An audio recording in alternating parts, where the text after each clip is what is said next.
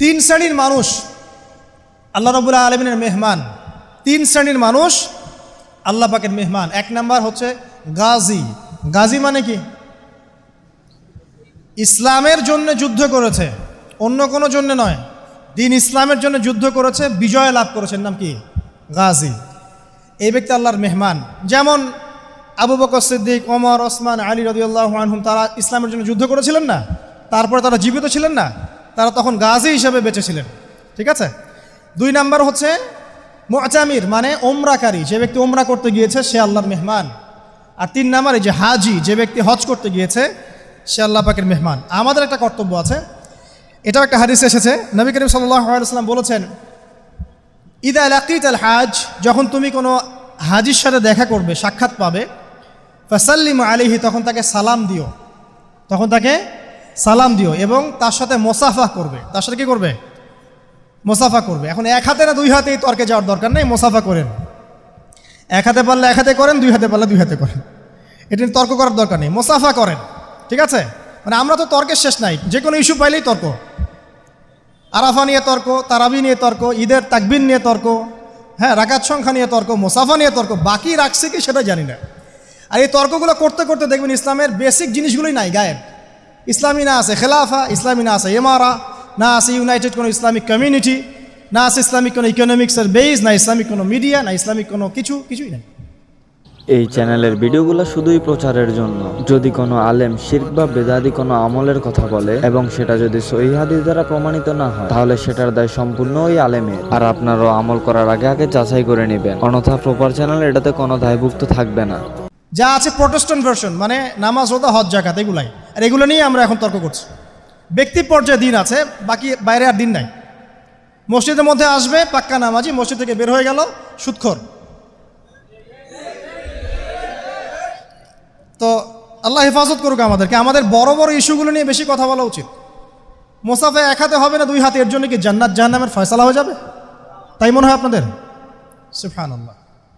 একজন বলছে ইশারা করতে হবে তাশাহুদে এভাবে, আরেকজন বলছে একটু নড়াতে হবে। এই মাসআলাটার জন্য কি আপনার জান্নাত জাহান্নামের ফয়সালা হয়ে যাবে মনে হচ্ছে আপনার? অথচ আকীদার ঠিক নাই, এদিকে আমলের ঠিক নাই, অর্থনৈতিক জীবনের ঠিক নাই, মুআমালাতের ঠিক নাই, সম্পত্তির বন্টন মেরাসের ঠিক নাই, এগুলো ঠিক নাই। এবং আল্লাহর জমিন, আল্লাহর দিন বাস্তবায়নের কোনো চেষ্টাই নাই, অথচ এগুলো নিয়ে ব্যস্ত হয়ে আছে।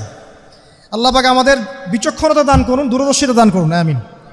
আসুন, মোসাফা করতে বলেছেন নবীজি, তারপরে বলবেন যে মুরহু, তাকে আদেশ করুন। এখানে আদেশ মানে হচ্ছে অনুরোধ করুন, তাকে আদেশ করুন বা অনুরোধ করুন, আই ইস্তাগফিরুল্লাহকে, সে যেন তোমার জন্য ইস্তেগফার করে।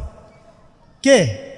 যে ব্যক্তি হজ করে এসেছে, হাজি, তাকে সালাম দিবেন, মোসাফা করবেন, দিয়ে বলবেন যে ভাই আপনি আমার জন্য একটু দোয়া করেন। কারণ ফাইন্নাহু মাগফুরুন লাহ, কারণ সে ব্যক্তি একজন ক্ষমাপ্রাপ্ত মানুষ। তবে একটা বিষয়, মানুষের সম্পদ আত্মসাৎ করে সুদের টাকা দিয়ে, ঘুষের টাকা দিয়ে, প্রতারণা, বাটপাড়ি, দুর্নীতির টাকা দিয়ে হজ করতে গিয়ে কতটুকু মাগফুর হয়ে আসা যাবে, এটা একটা প্রশ্নবিদ্ধ বিষয়।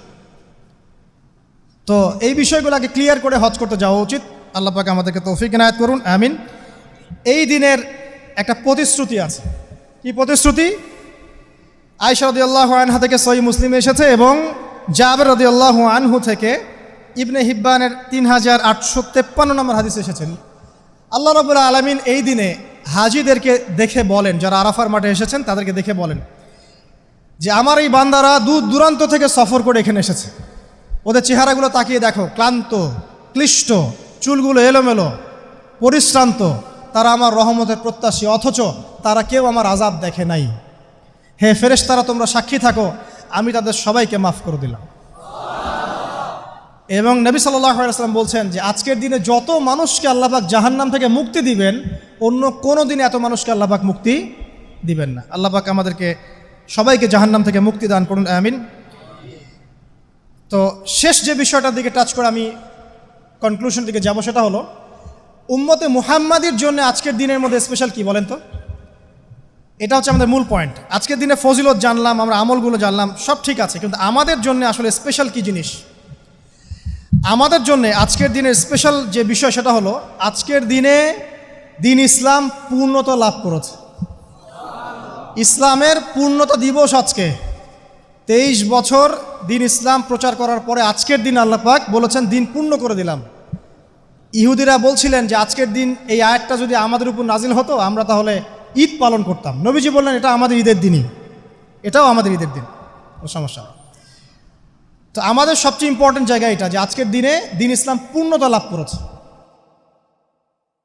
প্রপার চ্যানেলের নির্মিত ভিডিওগুলো যদি আপনাদের কাছে ভালো লাগে তাহলে চ্যানেলটা অবশ্যই সাবস্ক্রাইব করবেন এবং অন্য প্ল্যাটফর্ম থেকে দেখে থাকলে ফলো করে দিবেন। সবাইকে আন্তরিকভাবে ধন্যবাদ ভিডিওগুলো দেখার জন্য।